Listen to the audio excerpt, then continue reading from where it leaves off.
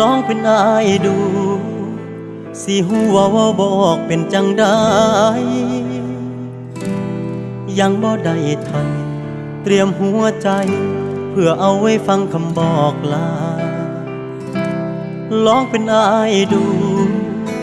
สิหูว่ากลั้นบ่อยู่ดอกน้ำตาเมื่อได้หูตรงเมื่อได้หูว่าเจ้าบ่อยากสิอยู่ข้างๆได้ยินอยู่ได้ยินทุกคำที่เจ้าพยายามขอโทษทุกอย่างแต่หัวใจอ้ายกำลังพังหูบ่น่าต้องถามว่าเป็นหยังคือเงียบไปแล้วสิให้เว้าอีหยังเว้า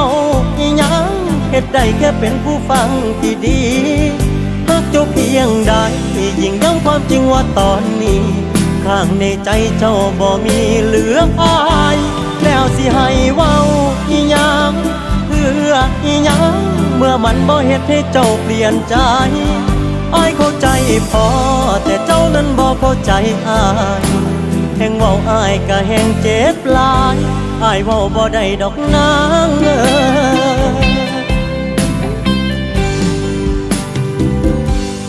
คำที่อยากเว้าคืออ้ายสิขอให้เจ้าบ่ต้องไปแต่ก็ได้เว้าแค่ในใจอ้ายเฮ็ดอิหยังบ่ได้เลยบ่ได้โกรธใครจังได้แล้วอ้ายต้องอยู่ให้คุ้นเคยบ่ต้องคิดมากบ่ว่าเลยบ่ต้องห่วงอ้ายบ่เป็นหยังได้ยินอยู่ได้ยินทุกคำที่เจ้าพยายามขอโทษทุกอย่างแต่หัวใจอ้ายกำลังพังหูบ่น่าต้องถามว่าเป็นหยังคือเงียบไปแล้วสิให้เว้าอีหยังเว้าอีหยังเฮ็ดได้แค่เป็นผู้ฟังที่ดีฮักเจ้าเพียงใดยิ่งย้ำความจริงว่าตอนนี้ข้างในใจเจ้าบ่มีเหลืออายแล้วสิให้เว้าอีหยังเพื่ออีหยังเมื่อมันบ่เฮ็ดให้เจ้าเปลี่ยนใจอ้ายเข้าใจพอแต่เจ้านั้นบ่เข้าใจอ้ายแห่งเว้าอ้ายก็แห่งเจ็บหลายอ้ายเว้าบ่ได้ดอกนาง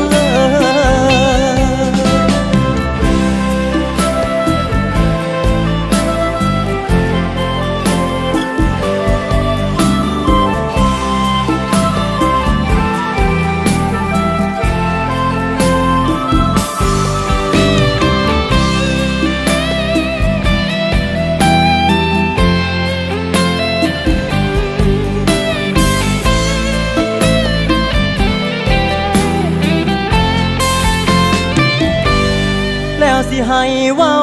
อีหยังเว้าอีหยังเฮ็ดได้แค่เป็นผู้ฟังที่ดีฮักเจ้าเพียงใดยิ่งย้ำความจริงว่าตอนนี้ข้างในใจเจ้าบ่มีเหลืออายแล้วสิให้เว้าอีหยังเพื่ออีหยังเมื่อมันบ่เฮ็ดให้เจ้าเปลี่ยนใจอ้ายเข้าใจพอแต่เจ้านั้นบ่เข้าใจอ้ายคันเว้าอ้ายต้องน้ำตาไหลอ้ายเว้าบ่ได้ดอกนางคันเว้าอ้ายต้องน้ำตาไหลอ้ายเว้าบ่ได้ดอกนาง